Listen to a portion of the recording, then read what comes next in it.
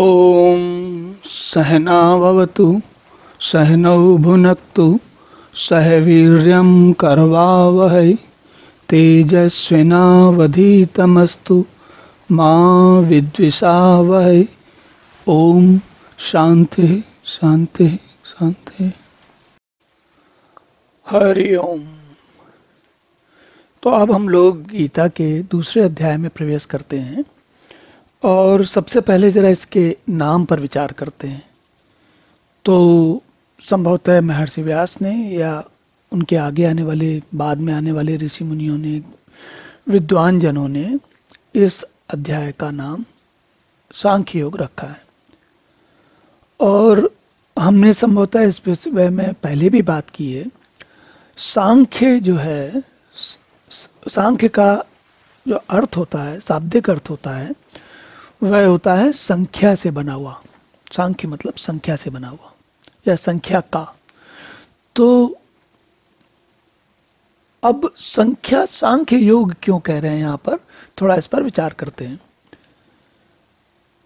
संख्या जो ये विषय है, संख्या कितनी है, क्या है, इसकी उत्पत्ति या उसको अगर हम समझना चाहें तो संभवतः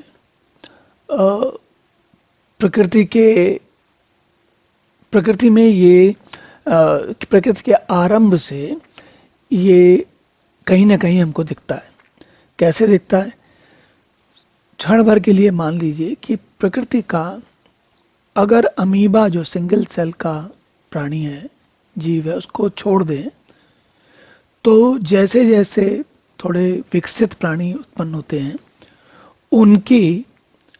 उन प्राणियों की उनके जो भी संततियां उत्पन्न होती हैं, किसी समय ऐसा आता है जैसे कुछ मक्खियां वगैरह होती हैं या बहुत छोटे जीव होते हैं, उनमें जिनमें हजारों अंडे होते हैं, लाखों अंडे होते हैं, उनकी हम बात नहीं कर रहे हैं।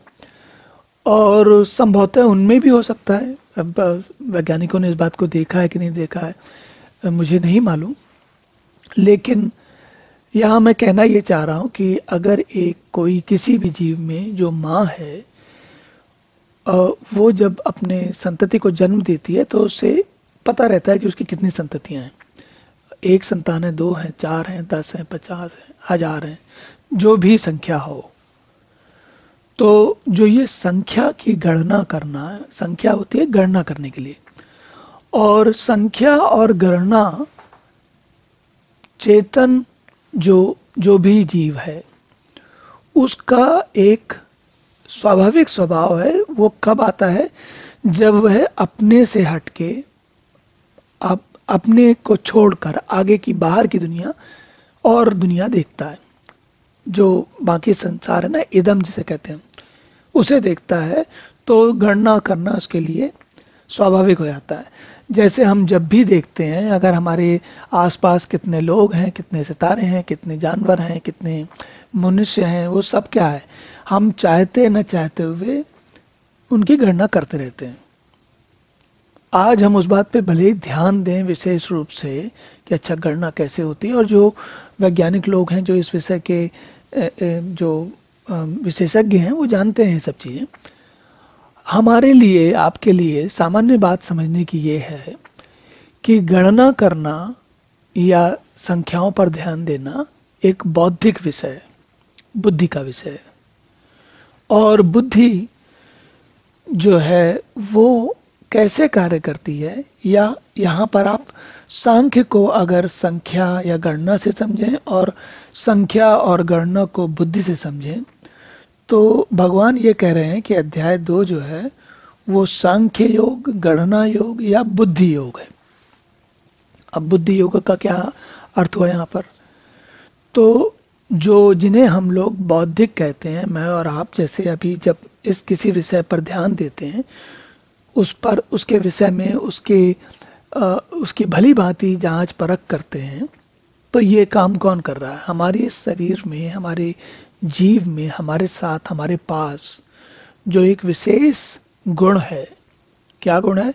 हम चीजों को लेकर उनको उनका विश्लेषण कर सकते हैं, उनका उनका अंदाजा लगा सकते हैं, उनका हिसाब लगा सकते हैं, उनके बारे में सोच सकते हैं, अच्छी है कि नहीं है, बुरी है क्या है वो सब। तो बुद्धि जो है हमें मूलभूत गुण देती है। किस बात का गुण देती है? इस बात का गुण देती है कि हम समझें कि दुनिया क्या है। अब इस बारे में हमने पहले भी बात की थी और एक बार फिर से थोड़ी सी दोहरा लेते हैं। मन और बुद्धि दो बड़ी अलग अलग विशिष्ट प्रकार की चीजें हैं। कैसे? मन जो है वो इन चीजों में समय लगाता है कि क्या मुझे अच्छा लगता है, क्या नहीं अच्छा लगता, क्या हो जाए क्या ना हो। लेकिन अच्छा है तो क्यों है, या अच्छा नहीं है तो क्यों नहीं है, ये बात बुद्धि का विषय है। मन को जो अच्छा लगता है, आप कभी कभी हम कभी स्वयं देखते हैं कभी कभी कि कोई चीज हमें अच्छी लगती है लेकिन हम समझते नहीं क्यों अच्छी लगती है, बस हमें अच्छी लगती है। या नहीं अच्छी लगती, तो कोई चीज हमें नहीं अच्छी लगती, क्यों नहीं अच्छी लगती हमको नहीं मालूम, बस अच्छी नहीं लगती। लेकिन जो बौद्धिक रुझान के स्वभाव वाले लोग होते हैं, जिनको हर बात को अच्छा, ये भी समझने की बात है कि मन और बुद्धि हर व्यक्ति के पास है। ऐसा कोई नहीं मिलेगा जिसके पास मन नहीं हो या बुद्धि नहीं हो। और कई बार आप देखेंगे कि लोग आपस में बुद्धि या मन की तुलना करने लगते हैं कि ये अच्छी कि वो अच्छी। सोच कर देखिए, इनमें से अच्छा खराब जैसी कोई चीज है? दोनों के बगैर दोनों आपके पास हैं, हमारे पास हमेशा हैं, और हम उनका सतत प्रयोग करते रहते हैं। जब हम उनका प्रयोग करते रहते हैं या जब उनके प्रभाव में होते हैं, तो हम कभी सोच पाते हैं कि वो अच्छा है कि क्या नहीं, अच्छा नहीं है? ऐसा कभी नहीं सोच पाते। तो ये तो सोचने का विषय ही नहीं है कि उसके बारे में सोचना चाहिए कि नहीं सोचना चाहिए। मन और बुद्धि के बारे में ये हमारा स्वभाव है, मूल प्रकृति है, मूल प्रकृति का एक अंश है। उससे हम, कोई भी व्यक्ति, जीवित व्यक्ति, उससे बच नहीं सकता और बचने के बारे में सोचना भी नहीं चाहिए। तो अब क्या समस्या है? तो जो सांख्य योग है, हमारे विद्वान लोगों ने इसका नाम सांख्य योग दिया क्योंकि इस अध्याय में बुद्धि का प्रयोग बहुत, मतलब पूरा बुद्धि का ही प्रयोग है। ये भी ध्यान देने की बात है कि जो रामायण और रामचरितमानस या पुराण है और गीता या उपनिषद हैं या वेद हैं, इन सब के जो वो हमारी अलग अलग जो मूल प्रकृतियां हैं, गुण हैं, उनसे जुड़ते हैं, उनके योग होता है। गीता में लगभग भी कहें तो भी, लगभग कहना भी बेकार है, 100% बुद्धि का प्रयोग होता है। यहाँ मन को समझने की चेष्टा होती है, लेकिन मन का कोई काम नहीं है।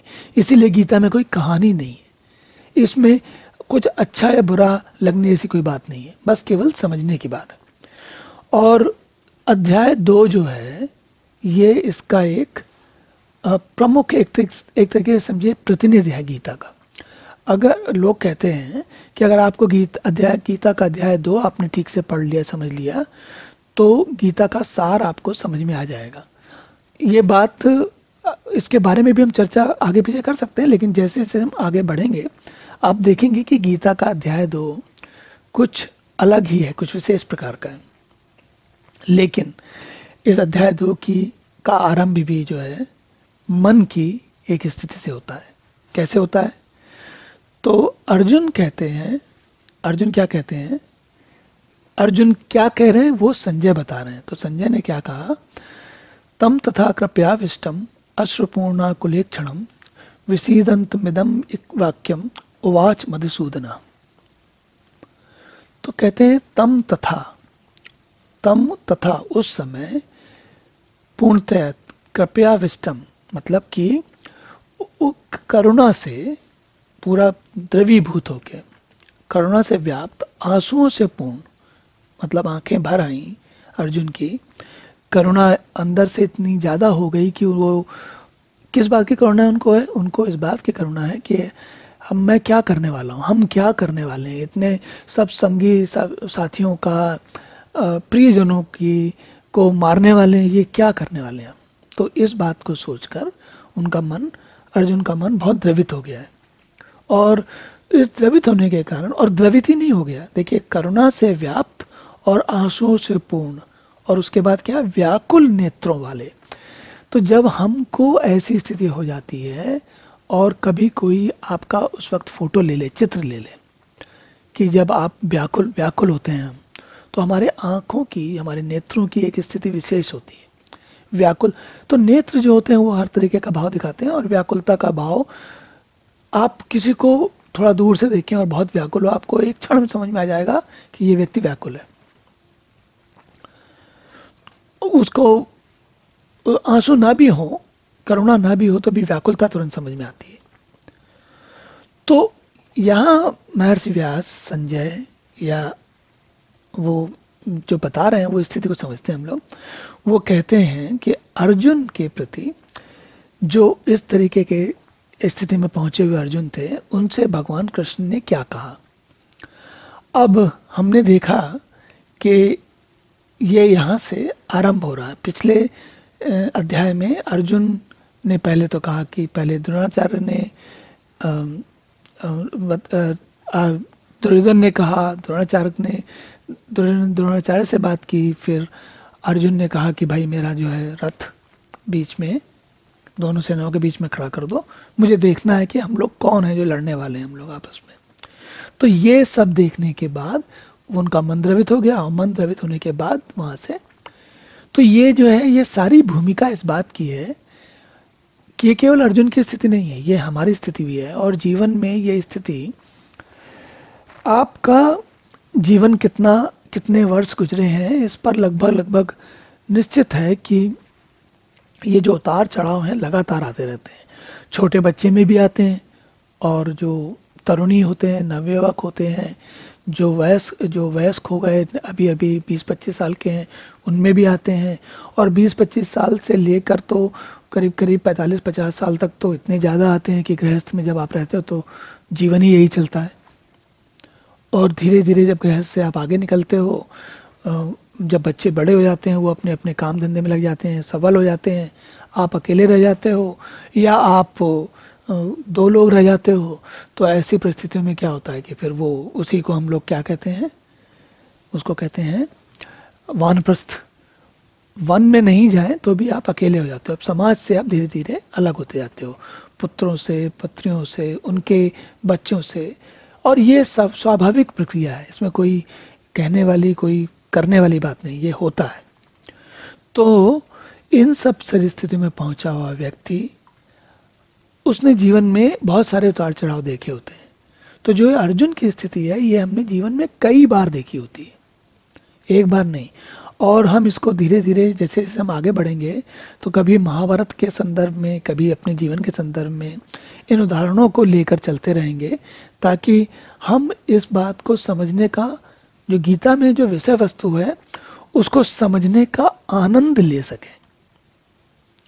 क्योंकि गीता जो है बहुत ही आनंद की वस्तु है, आनंद का स्रोत है, वस्तु नहीं, स्रोत है। वस्तु भी है और स्रोत भी है, तो असल में वस्तु भी कहेंगे। और वस्तु क्या है, इसके बारे में भी हम कभी चर्चा करेंगे कि वस्तु का वास्तविक अर्थ क्या है। तो अब अगला श्लोक देखते हैं इस अध्याय का। ओम पूर्णमदः पूर्णमिदं पूर्णात् पूर्णमुदच्यते पूर्णस्य पूर्णमादाय पूर्णमेवावशिष्यते। ओम शांतिः शांतिः शांतिः।